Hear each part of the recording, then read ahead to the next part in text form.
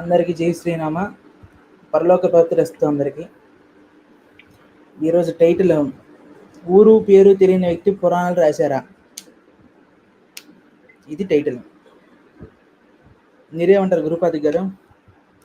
నిజంగా ఊరు పేరు తెలియని వ్యక్తి రాశారంటారా పురాణాలు? ముందు వెళ్ళి చూద్దాం పురాణాలు ఎవరు రాశారు ఏంటి కథ అని చెప్పేసి పోయి చూస్తే కదా తెలిసేది. అది ఇప్పుడు ఒక ఆర్ఎంపీ డాక్టర్ ప్రిస్క్రిప్షన్ రాయడానికి మనం పోయి ప్రిస్క్రిప్షన్ రాసుకోవడానికి జమీన్ అసలు ఫరక్ ఉంటుంది. ఏంటండి అర్థం కాలే?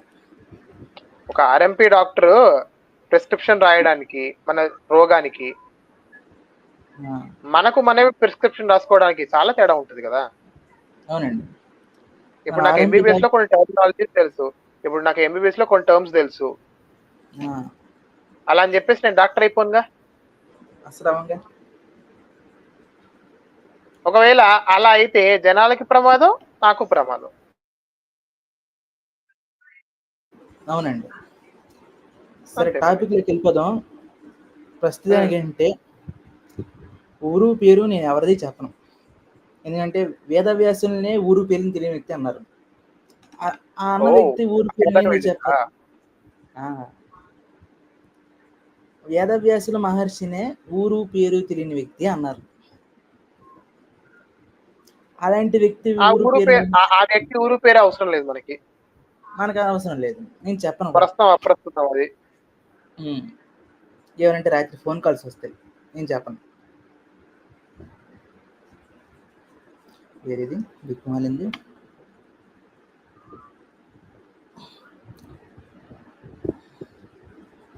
ప్రెజెంటేషన్ వస్తుందండి.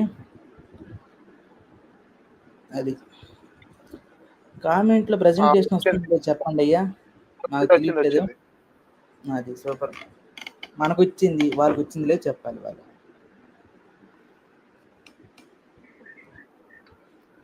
ఏమంటే ఇక్కడ ఇది ఒక పలానా వ్యక్తి గారి పలానా వ్యక్తి, ఆ వ్యక్తి పేరు కూడా నేను చెప్పను. ఊరు పేరు మనకు అనవసరం. ఆ వ్యక్తి పెట్టిన లైవ్ లో ఈ ఊరు పేరుని తెలియని వ్యక్తి పెట్టిన కామెంట్లో ఉన్నాయి. ఇక్కడ ఏంటి, 1 2 3 4 5 6వ కామెంట్ చూడండి, లెఫ్ట్ సైడ్ లో. లెఫ్ట్ సైడ్ లో 6వ కామెంట్ 1 2 3 4 5 6. అయితే ఎప్పుడు జరిగింది, అప్పుడు అక్కడ ఉన్నవారు చూసి రాశారా? ఇది దేని గురించి నాకు తెలీదు, కానీ సంథింగ్ దేని గురించో. ఇక్కడ కాంటెక్స్ట్ ఏంటంటే, నేను లైవ్ లేట్కి వెళ్ళాను, ఆ లైవ్కి, నాకు తెలియదు ఏం లైవ్ సంగతి ఏంటో. వెళ్ళినప్పటికీ కామెంట్లో కన్వర్జేషన్ అవుతుంది అనమాట. ఎలాగా ఒక స్త్రీ, మనకు ఊరు పేరు అనవసరం, ఆ స్త్రీకి ఈ ఊరు పేరు తెలియని వ్యక్తి అడుగుతున్నారన్నమాట. ఏమని? పురాణాలు ఎవరు రాశారు అంటే మార్కండేయ పురాణం గురించి ప్రస్తావన వచ్చింది. ఆ పురాణం ఎవరు రాశారు అని అన్నారు. ఈ స్త్రీ ఏమో ఆ పురాణాలు రాసింది వేదవ్యాసులు వారు రాసింది ఆయన అని చెప్పి అన్నారు. ఇతగాడేమో దానికి రిప్లై అనమాట. అయితే ఎప్పుడు జరిగింది, ఎక్కడ రాశారు, చూసి రాశారా అని ప్రశ్నిస్తున్నారు. ఇది ఫస్ట్ కాంటెక్స్ట్, లెఫ్ట్ సైడ్. దానికి ఇది అప్పటికి ఉగ్ర భార్గవ సేన కాంట్రవర్సీ అవుతుందండి. ఆ టైం ఇది, ఇప్పుడుది కాదు, ఒక నెల అటు ఇటు అవుతుంది అనమాట. తర్వాత ఏంటంటే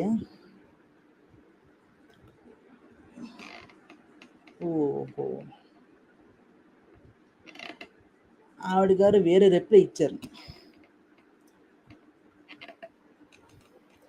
రిప్లై ఇచ్చింది అది ఏంటంటే సతీ సుమతి గారి గురించి మళ్ళీ కాంటాక్ట్ ఇచ్చింది, పతివ్రతల గురించి. పతివ్రత అంటే ఏంటి అని ఒక స్త్రీ, అదే స్త్రీ రిప్లై ఇస్తే ఈ పెద్ద మనిషి గారు దానికి కూడా రిప్లై ఇచ్చారు, కట్టు కదలే అని. దాన్ని బానిసత్వం అంటారట.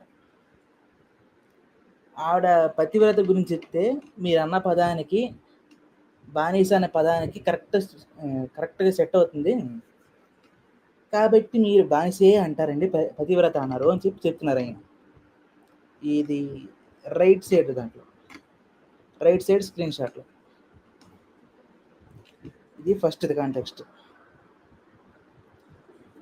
మళ్ళీ లెఫ్ట్ సైడ్లోని కింద దాంట్లో గమనించండి, ఎవరు రాశారు ఈ కథని, I don't know please tell me who wrote. ఈ పెద్ద మనిషి రాసిందే కామెంట్. మార్కండేయ పురాణంలో ఉన్నమాట సతీ సుమతి కథ, క్లియర్ గా ఉందిగా. అంటే ఆ కథలు ఏమి ఇన్ తెలియదంట. అంటే ఇప్పుడు నాకు కూడా తెలియని చాలా ఉంటాయి, రాఘవ. అందులో నాకు తెలియదు అని అంటే ప్రాబ్లం ఏముంది? లేదు, మనం తెలుసుకుంటాం. నాకు అసలు ఏమీ తెలీదు. నేను చెప్పాలంటే చెప్తున్నా కదండి, నాకు కొన్ని మంత్రాలే వచ్చు, అది కూడా పూజ వరకే. దాని నుంచి నాకు ఏమీ తెలియదు. నేనేదో భగవద్గీత లైవ్లు పెట్టి దాంట్లో ఎవరైనా చెప్తే నేను విని నేర్చుకుంటాను తప్ప నేను ప్రత్యేకంగా నేర్చుకుంది ఏం లేదు. అలాగని చెప్పి వీళ్ళ విక్రింపుగా నేను కామెంట్లు పెట్టినా, ఊరు పేరు తెలియని వ్యక్తి పురాణాలు రాశారు ఇలాగ ఈయన కామెంట్లు. పోన్లే, కమెంట్ పెట్టిన ఎవరో తెలియదు కానీ నాకు తెలుసో తెలియకో పెట్టారనుకోండి, నేను అలాగే వదిలేసాను కొన్ని రోజుల వరకు. పాపం తెలుసో తెలియక పెట్టేసి ఉంటారు, కరెక్ట్ క్షమాపణ చెప్తారేమో, పోన్లే ఊరుకుందా అని ఊరుకున్నా. క్షమాపణలు కాదు, మళ్ళీ అది రిపీట్ చేయకుండా ఉంటే చాలు. మనకి క్షమాపణలు వచ్చి చెప్పడము, అది మనము వాళ్ళని అడిగే హక్కు కూడా ఉండదు మనకి యాక్చువల్ గా. అవునండి. ఈయన 2-3 సార్లు పెట్టిన తర్వాత కూడా ఇంకా ఆపేస్తారులే, ఫోన్లే ఎప్పటికైనా ఆగిపోతారు, తెలుసో తెలియకో ఏదో ఆవేశంలో పెట్టేసారేమో అని ఊరుకున్నా. తర్వాత ఏంటంటే ఇంకోటి, ఏది దిక్కు మన స్క్రీన్ షాట్ ఇది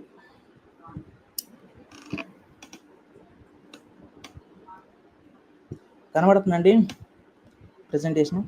ఇంకా లోడ్ అవుతుంది, ఇప్పుడు కనబడుతుంది. కామెంట్లో చెప్తారండి ఎవరైనా? ఇద్దరు చూస్తున్నారు, ఇద్దరు పెడితే బాగుంటుంది. ఊరు పేరు తెలియని ఎవరో రాసిన పురాణాలు, వాటిలోని పిట్ట కథలు మీరు నమ్మి అందులో ఒక కథని మార్చి రాసినందుకు మీకు ఏ పరిచయం లేని ఆ కథలో స్త్రీని వెనకేసుకొస్తూ మీకు తెలియని ఒక మహిళను జుగుప్సాకరంగా తిడుతుంటే సమర్థించే మీరు గొప్ప హిందూ ధర్మ యోధులు. జయ శ్రీరామ. ఇక్కడ కాంటాక్ట్ చెప్తానండి.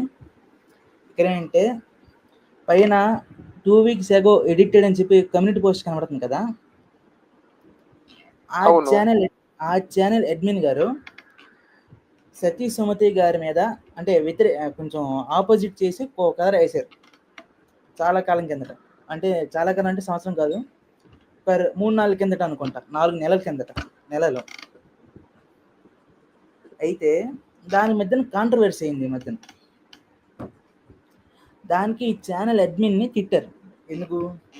ఆవిడ రాసిన స్టోరీకి భేదాభిప్రాయాలు వచ్చి తిట్టారు. ఇప్పుడు సహజంగా స్టోరీ రాస్తే ఎవరికైనా రివ్యూలు ఇచ్చినప్పుడు తిట్టరు కదండి, తిట్టకుండా ఉంటారు కదా. అలా తిట్టారు.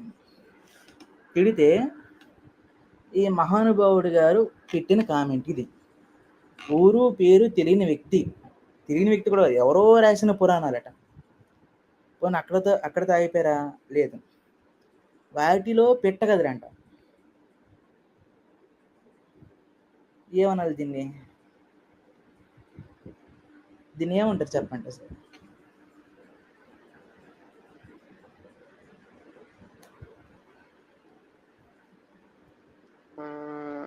ఇంకొకసారి చెప్పరా, నాకు సరిగ్గా కొంచెం నెట్వర్క్ ఇష్యూ వచ్చింది. అంటే అండి కాంటెక్స్ట్ మళ్ళీ చెప్తా. నాకు అర్థమైంది ఏంటి అంటే, ఆ ఛానల్ అడ్మిన్ గారు సతీ సుమతి కథను కాస్త ఆవిడ పాయింట్ ఆఫ్ వ్యూలోకి వెళ్ళి రాశారు. దానికి వెళ్ళాల్సిన చోట్లో వెళ్లకుండా అది విమర్శనాత్మకంగా ప్రొజెక్ట్ అవ్వడం వల్ల ఆవిడ్ని తిట్టారు అని చెప్పేసి అన్నారు మీరు. అవునండి. ఇప్పుడు దానికి మీరైతే ఎలా పెడతారు కామెంట్? నేనైతే ఏం పెడతాను, అమ్మ సతీ సుమతి గారి కథని చదవండి, అలాగే మీకు ఇలా భార్య అడిగితే భర్తని వేశ్య దగ్గర తీసుకెళ్లే వాళ్ళతో పాటుగా భర్త అనేటటువంటి వాడు భార్య తను తెలియక ఇచ్చినటువంటి మాటకి బాధపడుతూ ఉంటే అలా తీసుకువెళ్ళి తన భార్యను కాపాడుకున్నటువంటి కబీర్ దాస్ లాంటి వాళ్ళు కూడా ఉన్నారమ్మా. అటువంటి వాళ్ళ చరిత్రలు చూడండి అని చెప్పేసి నేను పెడతాను నాకు తెలిసిన కామెంట్. ఒకవేళ మీరు పురాణాలు వేదాలు నమ్మరు అనుకోండి, బై మిస్టేక్ అనుకోండి, అలాగా మీరు నమ్ముతారు నాకు తెలుసు. మీరు నమ్మలేదు అనుకోండి, మీరేం పెడతారు కామెంట్? అసలు నాకు అవసరం కూడా లేదయ్యా. మరి లేదు కదా, నేను పట్టించుకోను.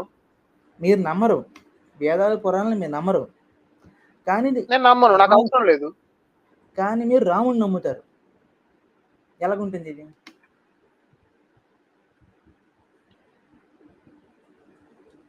మోడీ గారు ఒక మాట అన్నారండి మొన్న ఎప్పుడో ఎలక్షన్. ఇది ఎలా ఒక ముతక సామెత ఉంది దీనికి. నీ భర్త నీ భర్త నీకు మొగుళ్ళు ఎంత మంది పతివ్రత అని అంటే కట్టుకున్నోడితో కలిపి 6 అందంట. మీరు ఎలాగన్నారు? మా మనోపాలు దెబ్బతిన్నా. ఎందుకు? మళ్ళీ కామెంట్ చూడండి, కమ్యూనిటీ పోస్ట్ పెట్టి ఎన్ని రోజులు అవుతుంది? 2 వారాలు, అంటే దగ్గర దగ్గర అటు ఇటుగా 14-15 రోజులు అనుకోండి. కామెంట్ కూడా అదే రోజు పెట్టారు. ఈ అడ్మిన్ గారు తీసేయచ్చు కదా కామెంట్.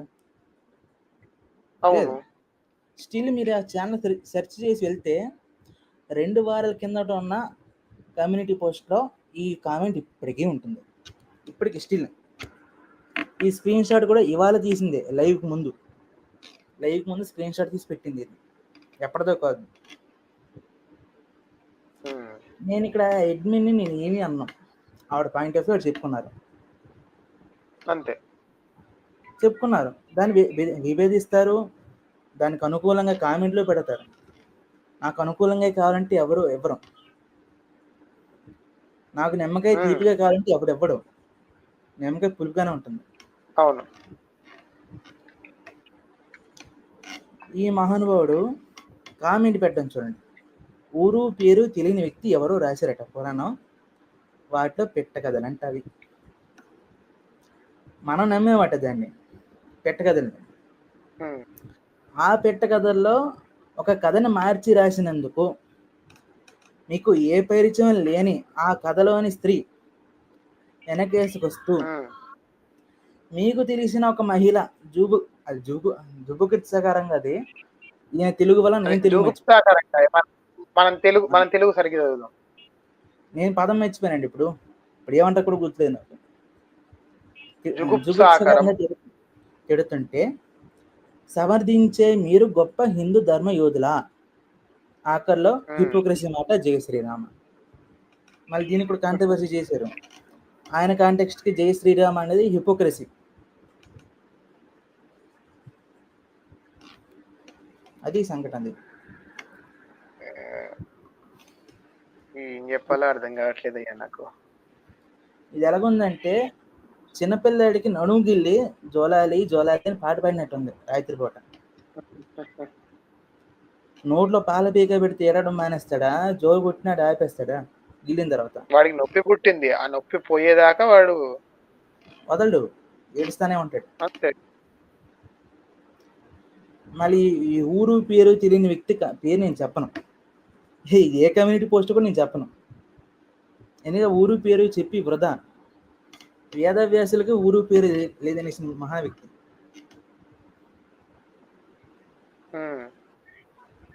మళ్ళీ ఇది ఇక్కడ వరకే కమ్యూనిటీ పోస్ట్. ఇంకో వీడియో కూడా వచ్చిందా, పెట్టచ్చో లేదని తెలీదు. మార్కండేయ పురాణం దీనిలో వచ్చింది డైరెక్ట్ అనేసాడు ఆయన. మార్కండేయ పురాణం గురించి అనేసాడు డైరెక్ట్గా. ఇప్పటి వరకు మీరు చూసిన దానికి మీరేమంటారు గురుపాది గారు? మీరు చెప్పండి అసలు.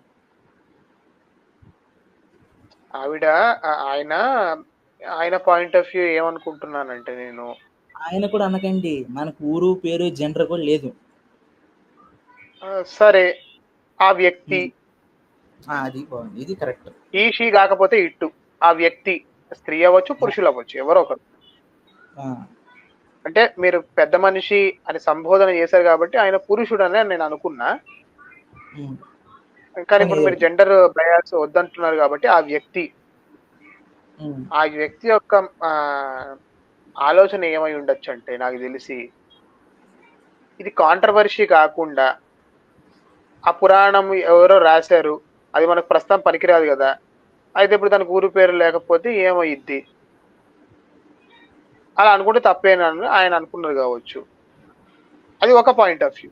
ఇంకో పాయింట్ ఆఫ్ వ్యూలో ఆలోచిస్తే ఆ పురాణానికి సంబంధించి ఏవి తెలియనప్పుడు, ఆ పురాణంలో ఉన్నటువంటి విషయాలు మనకు తెలియనప్పుడు సరిగ్గా అర్థం చేసుకొని లేదా అర్థం చేసుకునేంత సామర్థ్యం లేకపోతే పెద్దల దగ్గర నుంచి తెలుసుకొని అందులో ఉన్నటువంటి విషయము ఇది కాదు ఇలా అని చెప్పేసి వివరణాత్మకంగా ఆ వ్యక్తి ఒక వీడియో చేసో లేకపోతే ఆ వ్యక్తి ఒక పోస్ట్ పెట్టో లేకపోతే దానికి సంబంధించి చర్చ చేయడానికో ఒక లైవ్ పెట్టో ఇటువంటివి చేస్తే చాలా చక్కగా ఉంటుంది.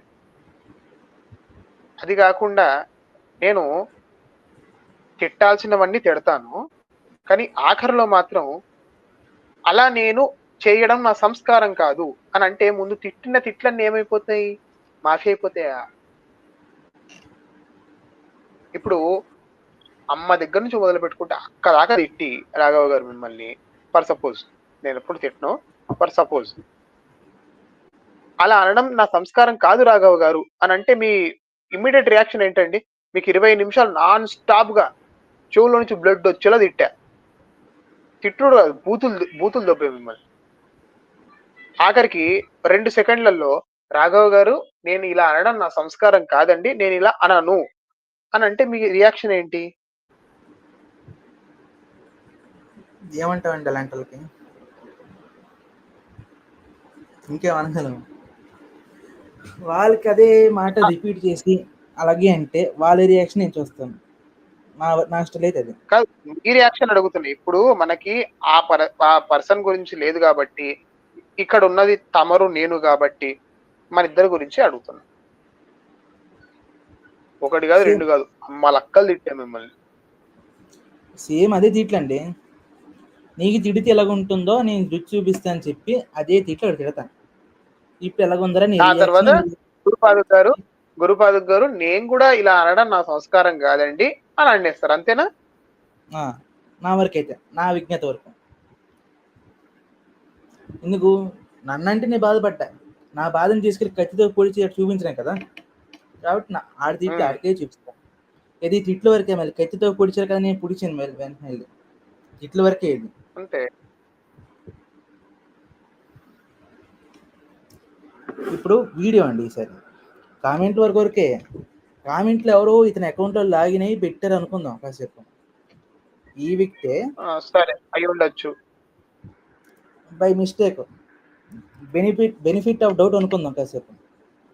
ఎవరో తెలియని వ్యక్తి, ఇతనంటే పడని వ్యక్తి ఇదే పేరు పెట్టుకుని వచ్చారు. ఇదే వ్యక్తి కదా అదే ఛానల్ లైవ్ లో పెట్టిన ఛానల్లోకి వెళ్ళి మాట్లాడిన వీడియో ఇది. దాని ముందు వెనక మనకు అనవసరం, ఇక్కడ వరకే నేను పురాణం వరకు మాత్రమే మాట్లాడుతున్నాను. మళ్ళీ ఇంకోటి అంటే, ఈ ఛానల్ అడ్మిన్ నేను చెప్పాను చూడండి, ఆవిడకి వేరే వాళ్ళకున్న కాంట్రవర్సీకి ఈ లైవ్ సంబంధం లేదు. నా లైవ్ ఉద్దేశం పురాణం వరకే, అక్కడ వరకే నేను మాట్లాడతాను. కాంట్రవర్సీ నాకు అనవసరం. కాంట్రవర్సీ గురించి చెప్పాలంటే నడుస్తున్నప్పుడే నేను లైవ్ పెట్టి వచ్చి నాకు ఎంతసేపు పట్టదు, 100 కొద్ది లైవ్ వ్యూస్ వస్తాయి నాకు. కాంట్రవర్సీతో సంబంధం లేదు. వీళ్ళు కాంట్రవర్సీ అడ్డం పెట్టుకుని పురాణాల గురించి ఏం మాట్లాడారు? ఈ రోజు వరకు క్షమాపణ లేదు, దానికి సంజయశీ లేదు, పొరపాటున అన్నామని ఒక మాట అనలేదు ఈరోజు వరకు. చూసారు కదా కమ్యూనిటీ పోస్ట్ ఎన్ని రోజుల్లో పెట్టిందో? 2 వారాలు అయింది. దాని కింద కామెంట్ కమ్యూనిటీ పోస్ట్ పెట్టిన రోజే పెట్టారు, అది నేను సాక్ష్యం దానికి. ఆ రోజే నేను చూసాను. డిలీట్ చేస్తామో అని ఇన్ని రోజుల వరకు ఆగా, ఈ రోజు వరకు డిలీట్ చేయలేం.